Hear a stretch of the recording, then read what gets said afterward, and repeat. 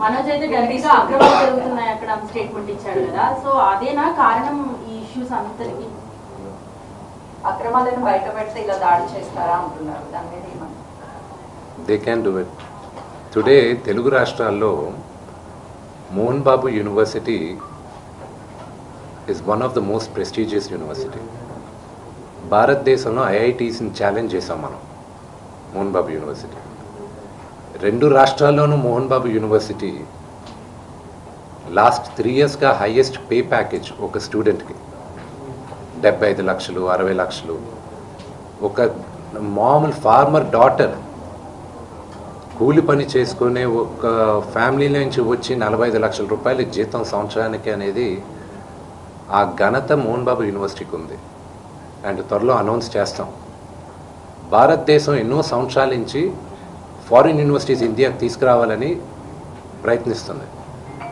ఇండియాలోనే first university Mohan Babu university అవుతుంది. Penn State యూనివర్సిటీతో ఇండియాకి తీసుకురావడం. And they are rank number 50 in the world. So ఆ ఘనత మోహన్ బాబు యూనివర్సిటీకి ఉంది. And of course we're govern by laws, everything. It's an open book, you know, they can come అక్కడ. And another one great thing is that ఒక student female male రేషియోలో ఎప్పుడు female ratio 30 to 35% ఉంటుంది ఆర్గనైజేషన్స్లో కానీ ఎడ్యుకేషన్ ఇన్స్టిట్యూషన్స్లో కానీ ఎక్కడైనా. మోహన్ బాబు యూనివర్సిటీలో 53% ఉమెన్ ఉన్నారు, గర్ల్ చైల్డ్. దానికి ఒకే ఒక reason, because chancellor Mohan Babu గారిని నమ్మి, ఆయన క్రమశిక్షణని నమ్మి తల్లిదండ్రులు అక్కడ చేర్పిస్తున్నారు.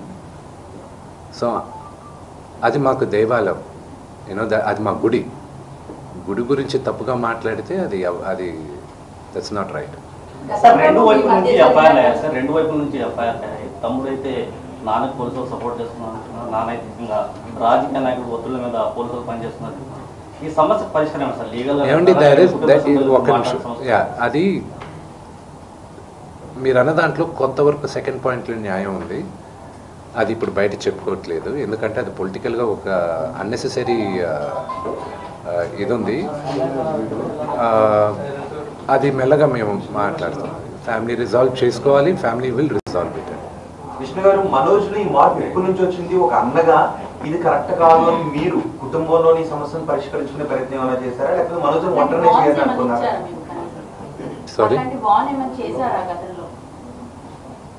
గతంలో ఒక వీడియో వస్తే ఇదంతా కూడా ప్రాంక్ వీడియో అని చెప్పేసి జరిగినటువంటి గొడవని కప్పిపుచ్చే ప్రయత్నం చేశారు. అంటే మొదటి నుంచి ఈ వివాదం ఉందా, లేకపోతే 2 రోజుల నుంచే ఈ వివాదాలు ఉన్నాయని? I'm not going to answer that question. మనోజ్లో ఈ మార్పు ఎప్పటి నుంచి వచ్చింది? తల్లిదండ్రుల పట్ల వ్యతిరేక భావన మార్పు ఎప్పటి నుంచి వచ్చింది? మీరు ఇది కరెక్ట్ కాదు తమ్ముడు అని మీరు సర్ది చెప్పే ప్రయత్నం ఏం చేశారు? నేను మళ్ళా చెప్తున్నా, మా నాన్న చేసిన తప్పు ఏదైనా ఉంటే మమ్మల్ని విపరీతంగా ప్రేమించడం. మా నాన్న చేసిన ఒకే ఒక తప్పు అది, మా ముగ్గురిని విపరీతంగా ప్రేమించడం. నేను అదే అడుగుతున్నాను. మీ నాన్నగారు మిమ్మల్ని అంతగా ప్రేమించారు కదా, తమ్ముడు నాన్న ఇంత ప్రేమను చూపిస్తున్నాడు కదా, ఇది కరెక్ట్ కాదు అని మీరు మనోజ్ ఎప్పుడైనా మాట్లాడారా? I will not answer that question. ఇప్పుడు లక్ష్మి ఎప్పుడైనా అలా చేసుకున్నారు? మీరు లక్ష్మి గారు మీరు అందరూ కలిసి కూర్చుని మనం ఒక్కడిగానే ఉందాం బయట? నా పద్ధతి వరకు నేను చెప్తానండి. మా అక్కకి నాకు భేదాభిప్రాయాలు ఉన్నా కూడా ఆ అమ్మాయి నన్ను నోటుకొచ్చినట్టు తిట్టినా కొట్టినా పడతాను. ఓకే, ఎందుకంటే నాకన్నా పెద్దది అక్క అన్న మాటకి. ఓకే, అది తనకి తెలుసు. ఆ వాల్యూ సిస్టంలో పెరిగిన వాడిని నేను. ఆ వాల్యూస్ నాకున్నాయి, అంతే. సార్, నేను జరిగిన సంఘటన పట్ల ఇలా మీడియా సంఘాలన్నీ కూడా ఫిలిం ఛాంబర్ దగ్గర ధర్నా చేస్తున్నారు. దీన్ని ప్రొటెక్ట్ చేస్తున్న పరిస్థితి ఉంది. ఇప్పుడు మీడియాకి మీరు ఏం చెప్తారు? అంటే మా చూసిన ముందర మొత్తం అన్ని సంఘాలు కూడా చేస్తున్నాయి. కొంత కోపంతో ఉన్న పరిస్థితి ఉంది. అంటే జరిగిపోయిన సంఘటన అది ఎవరికి కూడా మంచిది కాదు. కాబట్టి మీరేం చెప్తారు మీ నుంచి?